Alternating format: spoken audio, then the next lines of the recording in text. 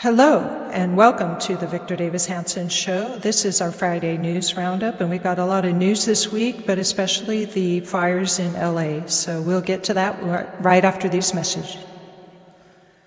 Welcome back. Victor is the Martin and Neely Anderson Senior Fellow in Military History and Classics at the Hoover Institution and the Wayne and Marcia Gabusky Distinguished Fellow in History at Hillsdale College. Please come join him at his website, victorhanson.com. It's called The Blade of Perseus, and it's got a lot of original material on it for which you can subscribe at $5 a month or $50 a year. So come join us.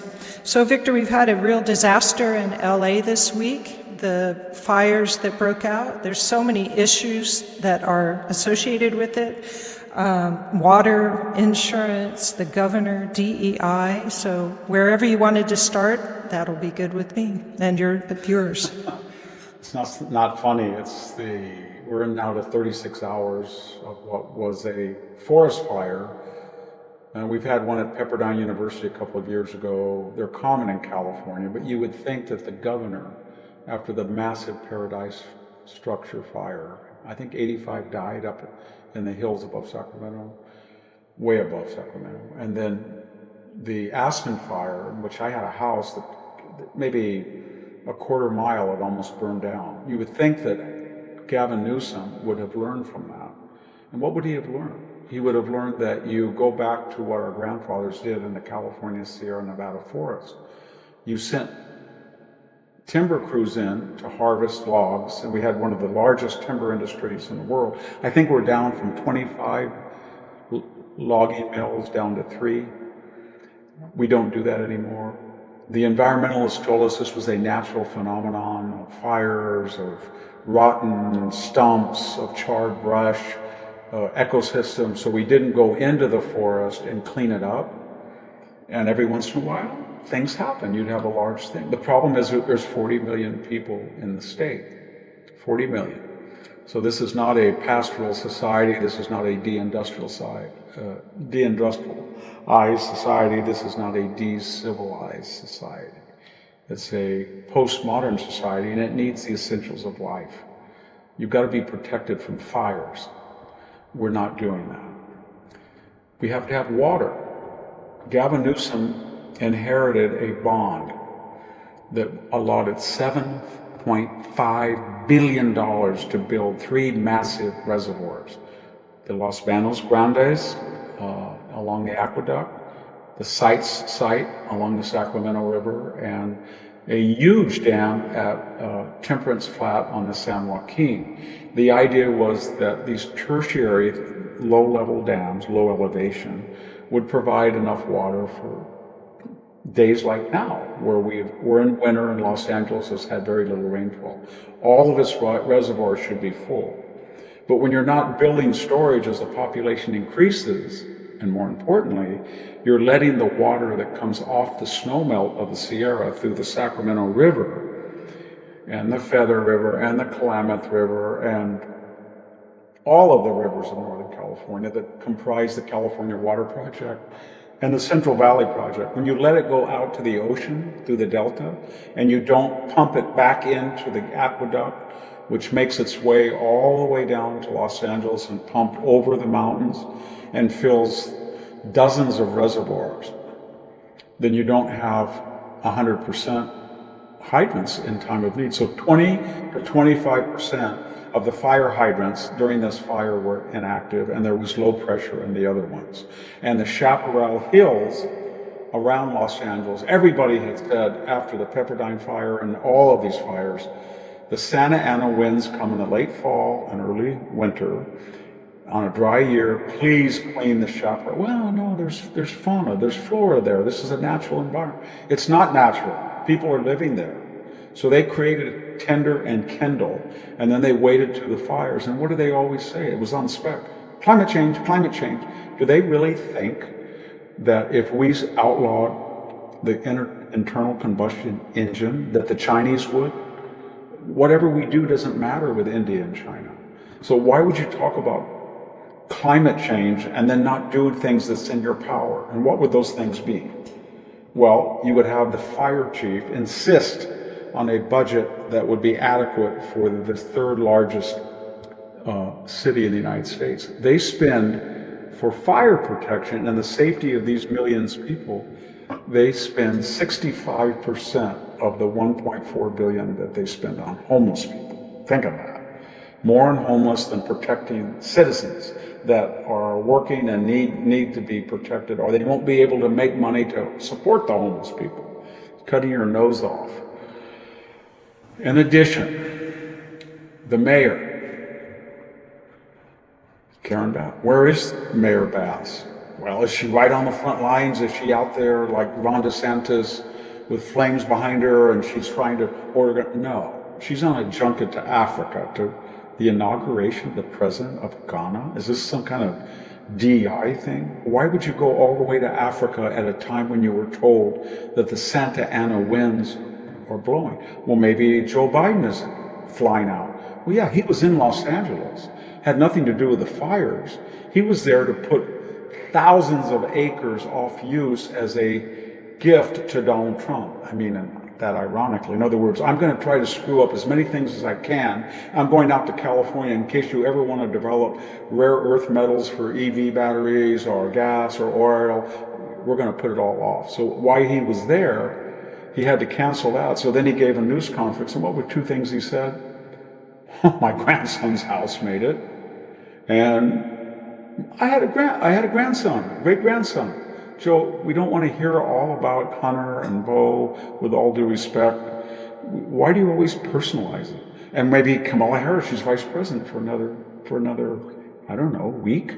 She's planning a junket overseas to 3 countries, the last way to get a free trip. She's nowhere. She's a Los Angeles resident. You would think the president is here, the vice president's here, and the governor's here, and the mayor's here. Yeah. There was just Gavin Newsom, but he had no credibility because he never did anything in reaction to these other forest fires that would have prevented this one. By, again, beefing up the state fire patrol, the Cal Fire, giving money to clean the hills. You could have had grazing. He could have sent crews in. No. Because it's an ecological trope that you let nature take its course. And some things happen and people are stupid enough to live in the hills. That's their fault. That's the governing ideology. He blew up 4 dams on the, he didn't just take the $7.5 billion bond and not build them in an act of omission. He took 4 dams on the Klamath River because he said indigenous native peoples wanted to have salmon runs. Fine, it's 1830 again, but it's not 1830 again. So he blew them up. They gave 80,000 homes clean hydroelectric power. They gave thousands of people recreational lakes. They prevented floods on the Klamath River, and they provided irrigation water. He just blew all of that up. And then he didn't build any, and then he comes to Los Angeles just to make a performance art with his usual get-up that he wears, a man of the people. And then he retreats to his $9 million brand new home in the Bay Area. And so there was no, and then we get to the fire chief, the last Tessera in this sad mosaic, Kirsten Crowley. She's been fire chief for 2 years. What were we told? She's the first woman fire chief. That's not, I fought for greater budgets. I have a $1 billion budget. No, I'm the first woman. I am the first non-binary LBGT community, non-stop, DEI. Here's my record of putting out fires. Here's the LA Fire Department's new response time. We've cut back the response time by minutes. Here's what we do. Here's how many fire trucks. Nothing. It's all about, I hired, since I've come, 70% DI. That's something we should think about. When somebody says that they hired 70% of their employees on DIE criteria, that means you systematically discriminated against usually white males, many of whom probably had grown up in fire families of LA in the fire service. They were in great physical shape. They passed the test with flying. You eliminated them because of their sexual orientation, their gender, or their race. And then you created a non-meritocratic system. And this is something that we saw in New Orleans with the police chief when she was bragging that she was a DEI FBI consultant, why she didn't put barricades on the streets, Bourbon Street. People forget that DEI is a very dangerous, toxic notion, and it's not new. It's an ancient idea that you put ideology ahead of merit. It's what operates most of the world. Their DEI is my first cousin. We hire him because he's my first cousin. I was in Libya, I think I've mentioned it. I said once when I was in Libya, I saw the potholes were 2 feet deep in the roads. And I said, you were one of the greatest exporters of fossil fuels, of which asphalt is made.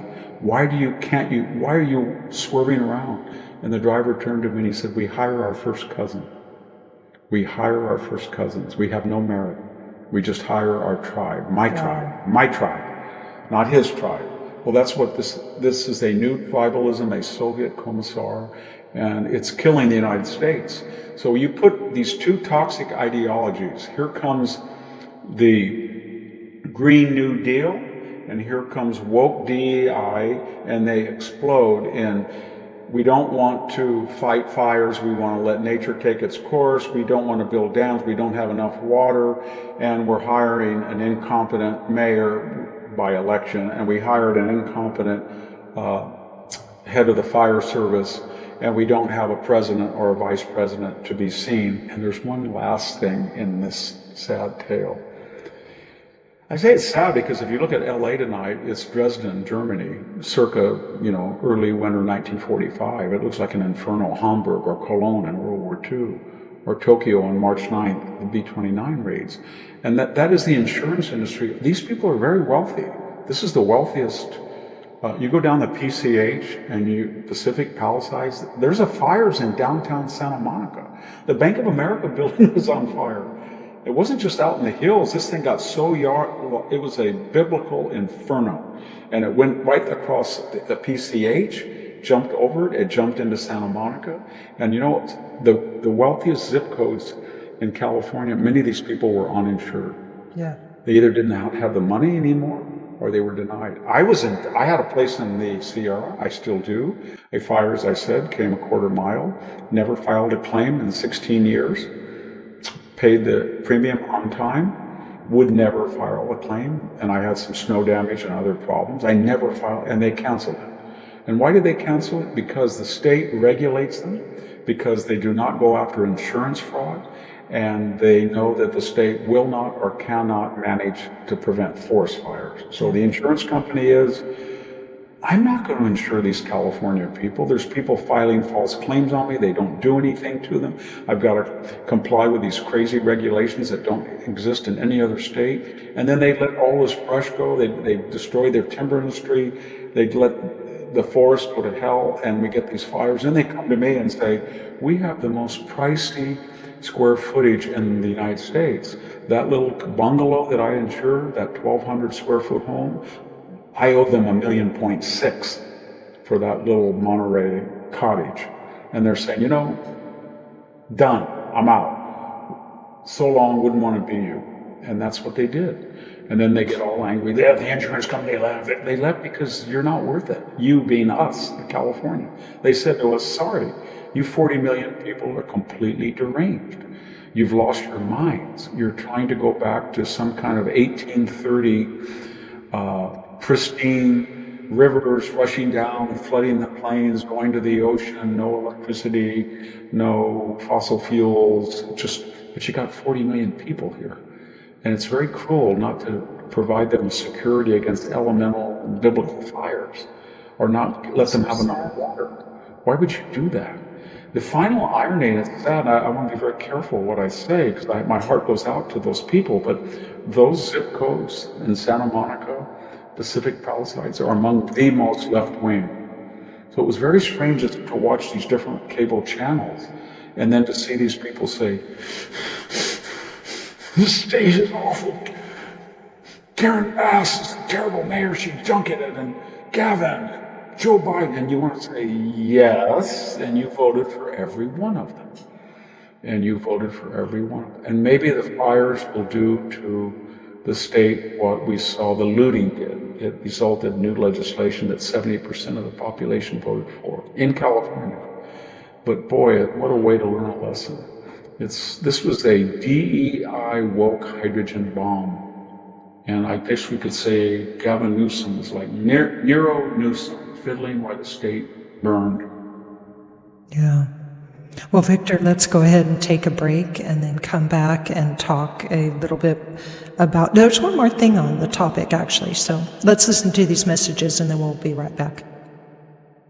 Welcome back to the Victor Davis Hanson Show. You can find Victor at X, his handle is VD Hanson, and at Hanson's Morning Cup on Facebook. So please come join us there. There's one last thing on this fire that I thought was strange. They seem to have a specific address where it started, 1190 some drive in LA, and yet they haven't said anything about how it started, its origins, nothing. And it's the strangest thing. I mean, maybe they don't want to stir up any. Climate change. Santa Ana wind, Santa Ana wind. Climate change. Yeah, they don't want to tell you. They say, typically, in a disaster like this, lightning is the culprit. Well, there was no reports of a storm on the horizon. It was clear. So why don't they tell us because people will say, homeless people tend to light fires, just to take one group, for example. Yeah. And so why don't you just send your reporters out, your journalists, talk to people, and then say, there doesn't seem to be evidence that this was a human-caused fire. But they don't even go that far. They just say climate change, Santa Ana winds. But it's very mysterious that these fires broke out in all these different places. And there was no reports of lightning strikes or something. So we'll find out, I'm sure, soon enough. When we do find out, should it be human cause, we won't hear much about it. It'll be on page 15 in a week. Mr. Joe Smith was found, lighting a fire. Whether that caused the fire, the larger Palisades fire, is unknown. That's what we do. Yeah. We're invested with DEI at every level of our society. It's going to be, everybody says what it's going to be, it's dead, it's peaked. I've said that myself. It's going to be very hard to stop. It's like the Soviet Commissar system. When you put ideological purity over everything else and it adjudicates science and the trains running on time, whether tanks have gasoline, it has to be ideologically correct. Think of the billions of hours that we've spent with all of those workshops for the fire people of Los Angeles, where they had to listen to, we're going to have inclusion. We're the finest diversity fire department in the United States. We're the envy. There's a very narcissistic element in DEI, that we are morally superior to anybody in the world because of our diversity, equity, inclusion, but you're not teaching people the fire skills.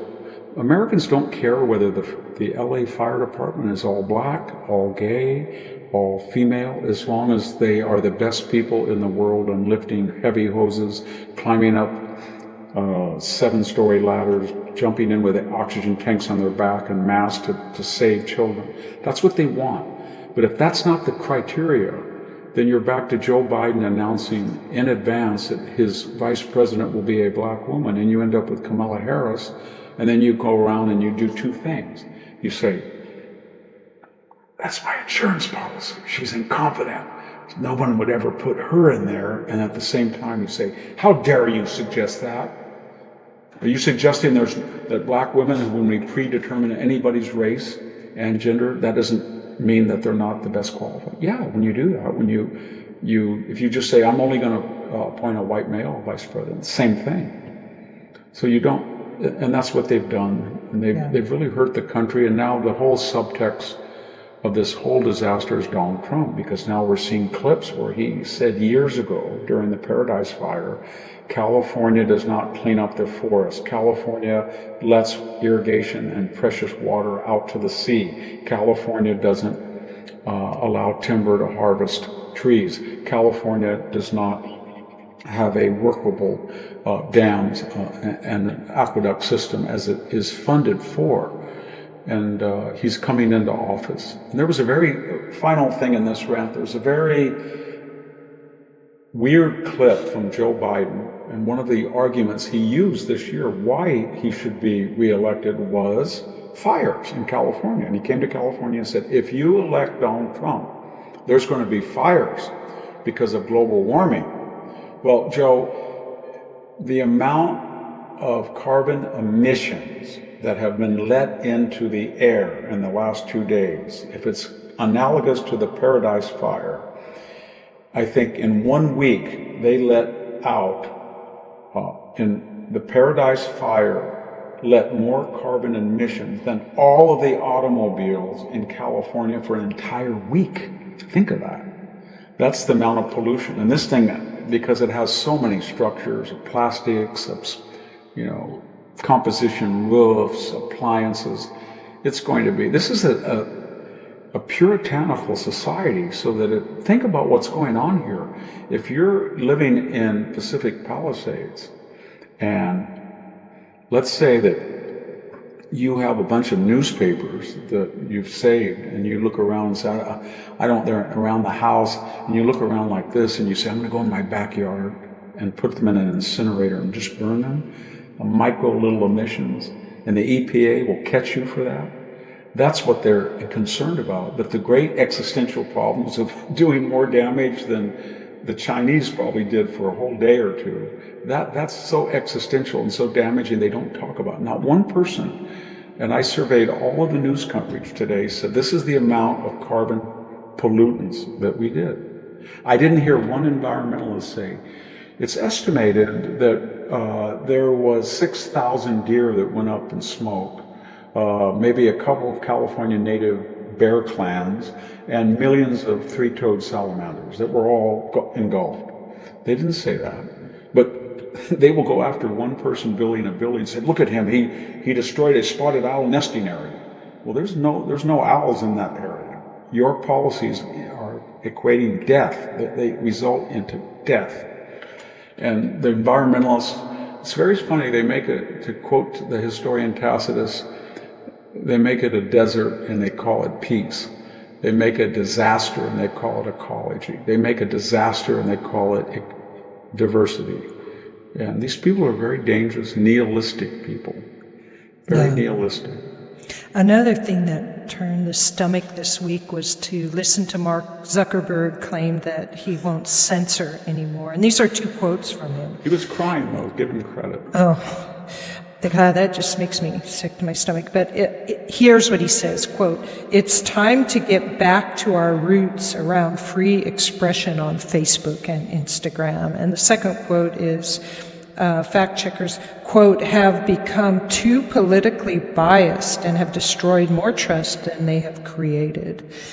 Both of which are just too little, too late, Mark Zuckerberg, but I think he's going to get away with it. But I feel like he thinks the entirety of the U.S. population are just stupid and they don't see what he's done in the past. It would have been better. I'm glad he's gone away from the dark side.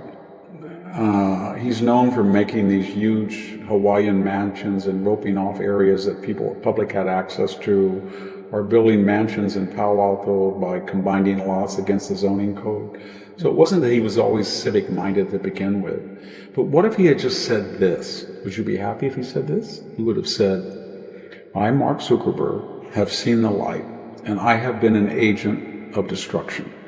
And I want to apologize for the following things. Number one, in the 2020 election, I infused $419 million. That was the largest single contribution in political history. And my purpose was to absorb the work of the registrars in key swing states so that I could add drop boxes, my own people working, and ensure that the ballot, to my taste, was correct. Number two, I want to apologize. I enlisted, or I was asked to be part of, and I complied with the FBI. So I had Federal Bureau of Investigation agents working with my people to ensure they could censor the news. And I did my best to tell the world that Hunter Biden's laptop was a product of Russian disinformation. And I was so successful that one poll after the 2020 election said, or found, that people thought they would have changed their votes had they known that everything that was incriminating, the whole thing was incriminating to the Biden conglomerate, was true. But I made sure that people didn't know that. I censored Miranda Devine. I did everything I could. And I'm kind of sorry for that. And third, these fact checkers were not just fact checkers. They denied thousands of people a voice who could not communicate, could not have a podcast, a website, because I created an arbitrary list of phraseologies, news stories that I kicked you off of. And while I'm a private company, I depend on the public internet waves the same way radio stations do. But being a left-winger who always wants to over-regulate everything, for me, I don't want to be regulated by any federal communications agency. If he had just said that and been honest, but now it's kind of like, well, I destroyed a lot of people's lives. I ensured that Parler, a billion-dollar company, I helped destroy it along with Apple and Amazon. And all of us did. We kind of got together and either denied them apps, in the case of Apple or Amazon or Google, or in the case of me, we made sure that we denied access or stories. So, and also what was put on Facebook and news stories that Facebook had, they were also warped as well politically. So why is he doing this now?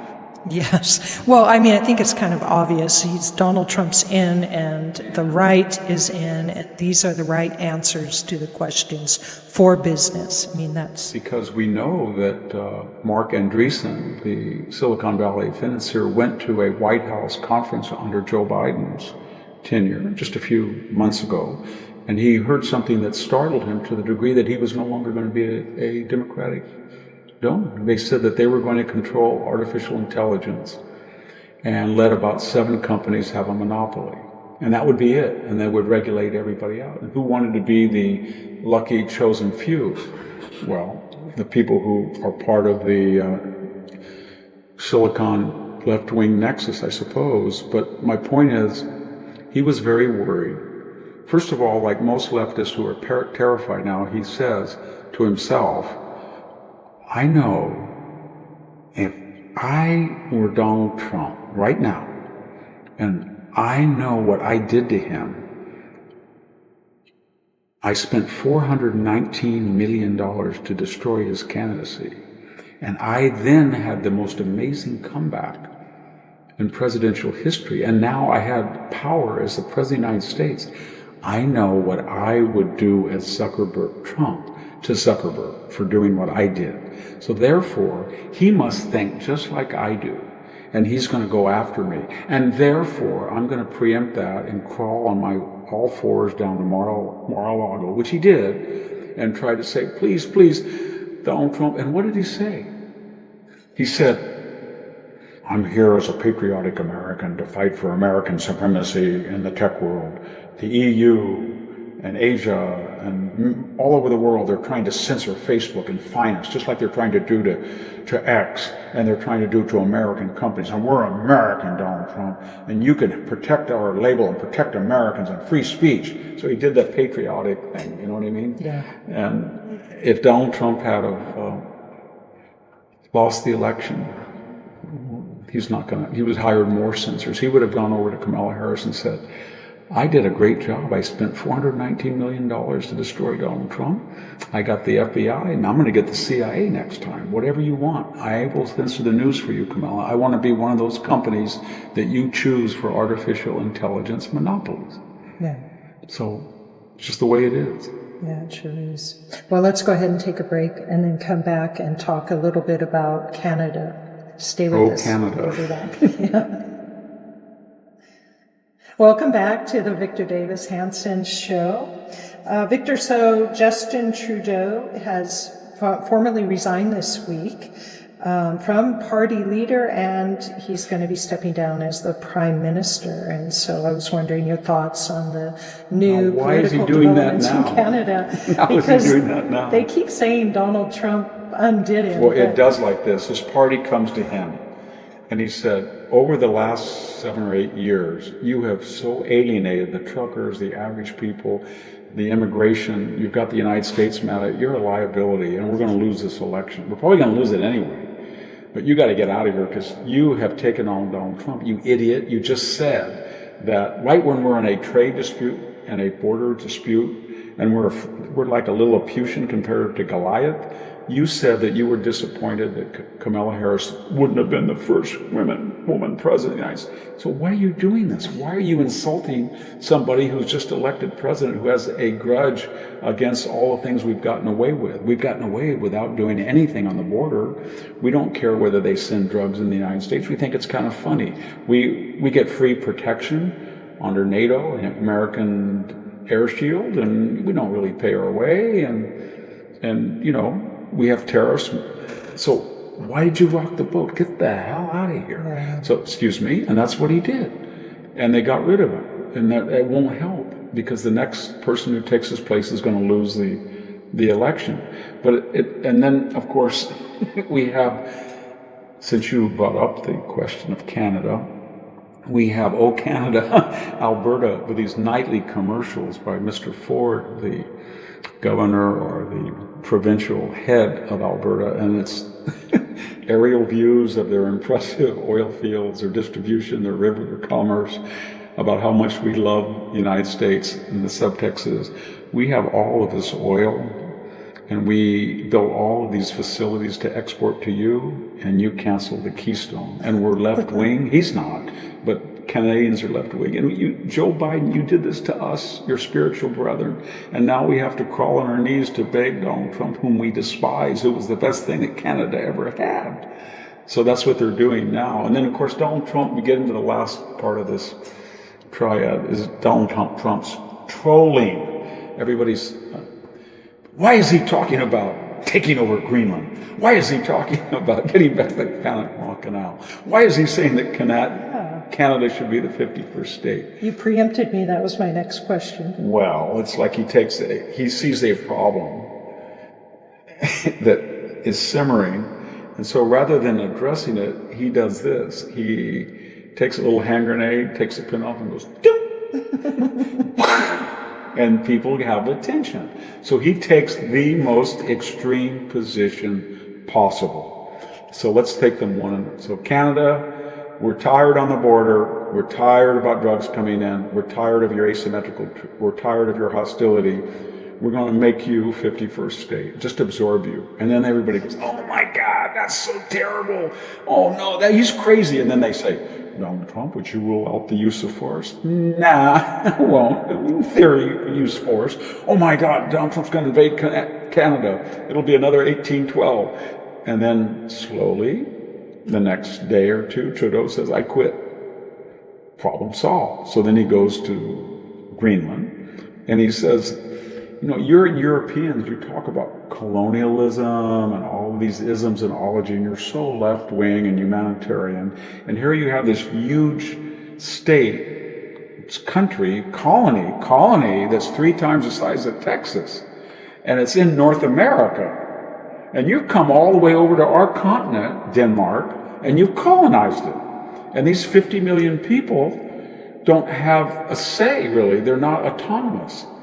And worse, you're a little puny country and you don't want to spend any money to defend them and help them and develop that place. And under global warming, there's the Northwest Passage starting to open up. And the Chinese are there, and the Russians. And you're going to lose this valuable, critical, near-continent-sized country that's not even a country, because you're an imperialistic power way over there in postmodern Europe.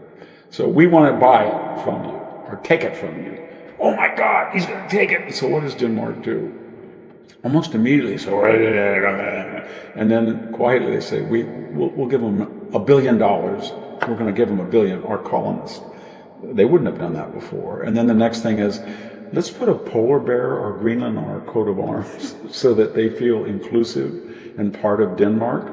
And then now everybody's in discussions about the Arctic, and all of the competition between Russia and China, and how the West has been left out. And Greenland is integral to that as an Arctic place. And the United States is the only country that has the wherewithal to include, to make it part of North America and the West. And Denmark can't do anything and is a pacifistic, disarmed little country. It's like this little... basically Trump is saying, where in the world does this little tiny country like this have this huge big space and it doesn't want to or can't defend it? And then these superpower vultures are coming in to prey on it. And we're here to help you, but you won't let us help you. And Greenland in World War II, even in World War I, played a critical role about transatlantic logistics and supply, submarines, air power. Then he goes to the Panama Canal, and everybody knows what's going on in the Panama Canal. Jimmy Carter gave it away. People like William F. Buckley were for it. And we had all of these demands when we gave it away, that you have to give us a discount, you have to keep foreign powers out, you have to maintain it. Nobody knew that. Everybody knew that that was not going to happen. So the Chinese are at the entrance and the exit, or whichever is which, and they're controlling it. Their companies are operating it to the degree that it's going to be fixed. It's not coming from the revenues themselves. The United States is not getting a discount. They're not necessarily put to the head. All of those things were not there. And then because you're a Yankee, and then all of a sudden Donald Trump says, we need it back. Oh my gosh, this is war, this is horrible. And then, sure enough, he throws the hand grenade, and then people start talking sense. Maybe we Panamanians have kind of gone over a little bored, maybe we can negotiate, maybe we'll do this, but it's very sad commentary on all of these countries that are playing the victim, that they were the victimizers, and they weren't even willing to talk about compromise under Obama or Biden. They just thought, the United States is too wealthy, it's so powerful, we can just rip them off. They don't care on trade, on violating the terms of the Canal Treaty, or not defending or not really helping Greenland maintain its territorial integrity and autonomy in a world that wants it. It's not that we want it, it's that China wants it, and Russia wants it, and bellicose powers hostile to the West want it. And so I'm sure if there was a huge NATO base there that Denmark controlled, you know what I mean, and it was huge, and they had 30 or 40,000 NATO troops based there, he wouldn't say a word. But no, it's so of course funny that this very utopian postmodern little country is suddenly putting Greenland on its coat of arms and etc. Read The Art of the Deal, everybody. You go into a room. I read that when I wrote the first Trump book, it was The Art of the Deal, The Art of the Comeback. And you go in and you scream and you yell and you want 80% of the deal. And you just scream and yell and you stalk out. And then the poor guy gets worn down 70, 60. And he knows what you're doing. And yet he can't stop it. He thinks to himself, this is Donald Trump. This is all an act. I'm not going to fall for it. And then he gets down to 55%. And that's what he wanted all the time when he went in the room, 55% advantage. He gets it. And then there's two critical things in The Art of the Deal. Donald Trump says, never make fun of the person you took. You might have to do business with him. And don't talk about him to other people. Praise him. So then after it's all over, and if we renegotiate with Panama, he's going to say, the Panamanians are some of the greatest people. Oh my God, I tried to negotiate. They were tough cookies. It was a hard deal. I said that with Mexico the other day, Miss Scheinbaum. He said, oh, it was a wonderful talk. It was great, great, great, great, great. And all of a sudden you found out when the phone call was over, the caravan dissipated. Did you see that? 15,000 people on their way to the United States to beat the deadline. Yes. And they just turned around and went home. So what they're saying to us is, what Mexico was saying to us is, well, we were lying all those years when we said that you couldn't do anything and we can't do anything and you can't send them back home. They just went home. It's the weirdest thing in the world that all the world has just changed like that. Everybody said you couldn't do this, you couldn't do this, and just Hamas will never negotiate. You know what I mean? Caravans will never dissipate. The border can never be closed. The Europeans hate Trump. They'll never talk to him. The Assad family will be there for centuries. It's just weird. And it's all because he's a showman. He's a brilliant student of human nature. And he understands, everybody thinks it's simplistic. He's not simplistic. He's very sophisticated and complex. He's an actor. He's got it down perfect. And the weird thing again about it is they know what he's doing. But he does it so well. They know that no one's ever going to believe they know what he's doing. They know that. I know that because sometimes they don't think they think that they don't know what he's doing. So when it was perfect when the headline said Trump won't rule out military action, they said one of those awful reporters, and they are awful, said, and they thought, I'm going to get Trump. I'm going to get him to say he might use force. For Trump, can you rule out force? No, I can't. Oh my God. And then everybody's thinking, oh my God. And then Panama and Greenland are kind of, oh my God. He's unpredictable. He's crazy. He's capable. Maybe you better negotiate more with him. I was going to ask you who he was trolling, us, the other company, but he's trolling everyone. Yeah, I suppose. The weird thing about Donald Trump, and that's what the never Trumpers, they never saw that. They never saw anything, but they never saw that actually he was not vindictive. He was not like Joe Biden. He did not weaponize social media. He did not weaponize the DOJ. He did not weaponize the CIA. He did not weaponize the FBI. He didn't go after his enemies. He wanted to be liked by people. And he didn't hold a grudge. As he said, I give people second and third chances, but not fourth. But they never understood that. And so they were willing to renounce all the positions they held their entire lives. Abortion, border control, deterrence abroad, crime fighting.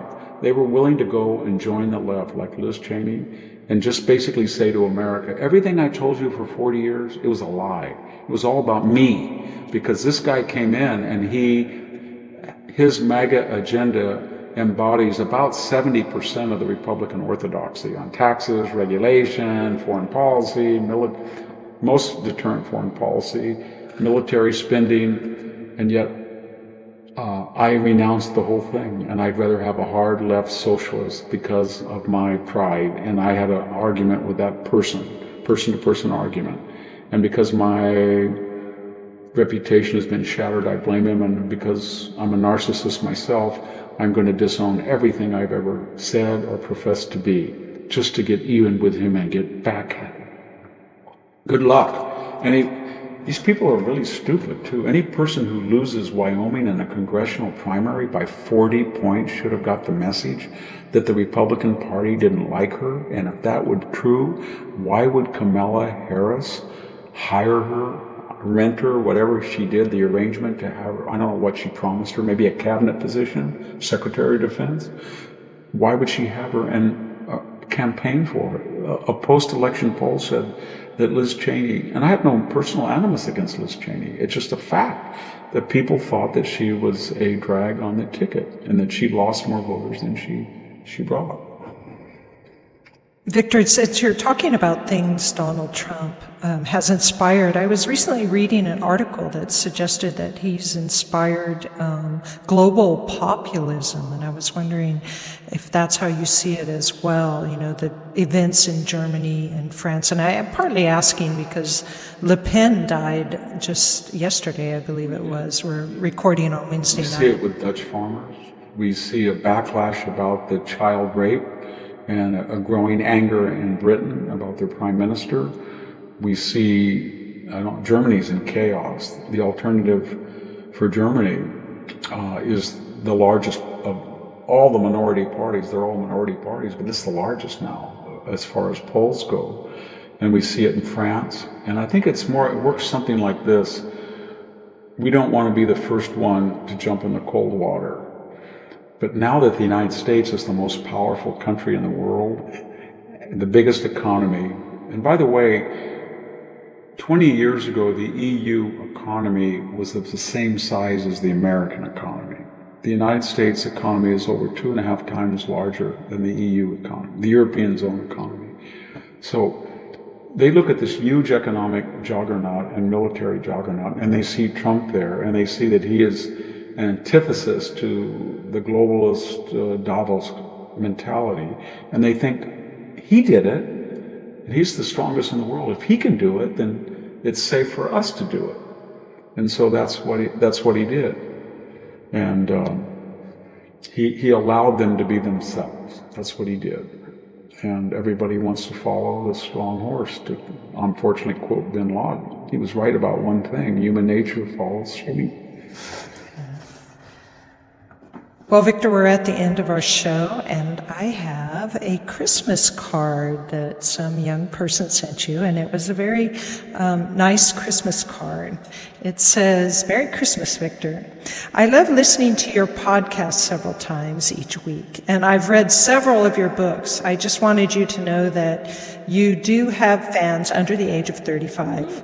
I hope you had a very Merry Christmas, and that you get to rest, enjoy lots of yummy food, and great memories with your friends and family. Thank you for all the hope, encouragement, and wisdom you share with me and many others. Many thanks, Brittany."